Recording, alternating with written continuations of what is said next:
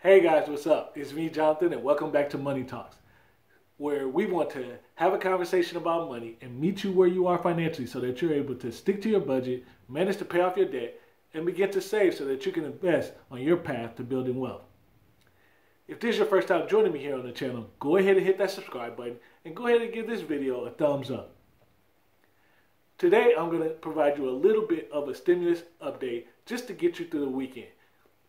So, by now, a lot of information and a lot of pause has been spoken about via the media, in YouTube videos, and articles, all these different avenues. And the fact is, we know that since the House has passed that new proposal for stimulus, the Republicans had already put out a statement and said, hey, we're just going to try to take a little bit of a wait and see approach.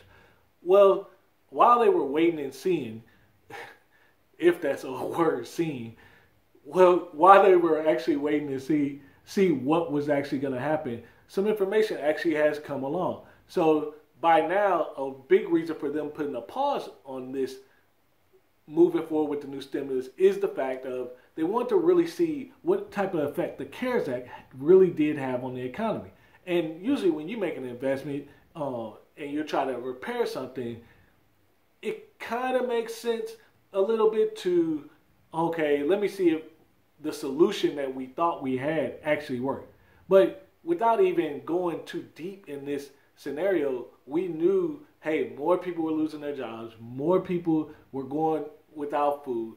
There was a lot of different things at stake, and it was abundantly clear that, hey, since Americans can't really get back to work, more action needed to be taken from the government. And I think we all can agree on that fact. But Republicans had the upper hand in this argument, so they were able to move at a slow pace.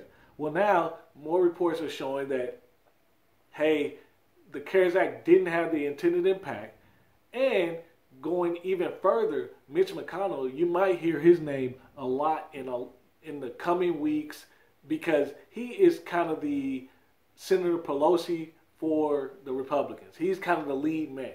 So Mr. McConnell had already stated, hey, just recently actually, that there's more important work to be done, as well as, hey, I don't disagree that there's a stimulus and that more relief needs to come. So from that aspect, we're kind of all on the same page. But that V-shaped recovery, not likely to happen. What he did draw a hard stance on was, hey, that $600 extra payment via the unemployment, that he was going to make sure actually went away. And then in this new package, he really wanted to make sure there were liability protections in place. Again, with this package, even from Senator Pelosi, a lot that was actually stated was, hey, even if they don't like a lot that's written in this package, this was more of the gateway conversation to start to get things going. But the fact is, more action needs to come. And now it's really getting to a point of, hey, the pressure is on. So one other new piece of legislation, as we kind of start thinking about what does this actually looks like over the next coming weeks. But a new proposal was given by both some senators and Republicans, and that proposal was for $4,000. And you may see some information around that, but the proposal was basically to give tax incentive for workers that are out of work due to the coronavirus scenario, and that money that they spent for that incentive was so that they could build skills to come back to the marketplace. Again, we know this recovery is going to take a while. The good optimistic thing about the next recovery is the testing is looking more positive, at least from the reports that are being given, and that's being spoken highly of. But even the testing, that is expected to be in 2021 as well.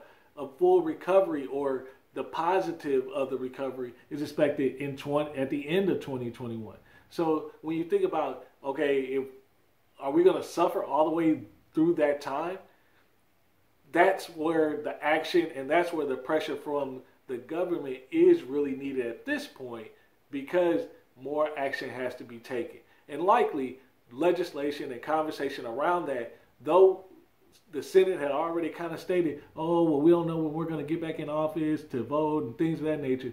Well, that is becoming abundantly apparent that that may look like a June activity as far as a vote, but then that would be, okay, if they vote in June, it could be end of June, maybe even July. And honestly, that's just an educated guess just based off the information that I've seen of when the next stimulus could potentially come out. Again, maybe another check, but I do think with the country starting to reopen, the checks and people starting to get back to work, all those things working together could be the thing to start to turn the tide. But we're still on the, I don't want to dismiss the fact that this is expected, and it possibly will be a long recovery. And that's the piece that, even though it's grim and even though it can be unknown, at least for this weekend, as you start to sit down and try to enjoy yourself in a different time, you can have a little piece of hope of the fact that, hey, the guy who seems to have been adverse, Mitch McConnell, to this whole idea and pausing and things of that nature, he actually is in agreement that more aid needs to happen, more in the form of stimulus and other aid, and that can be encouraging. I hope this information is helpful for you. And if you like this video, go ahead and give it a thumbs up. And I hope you have a good weekend, and I can't wait to see you guys in the next video.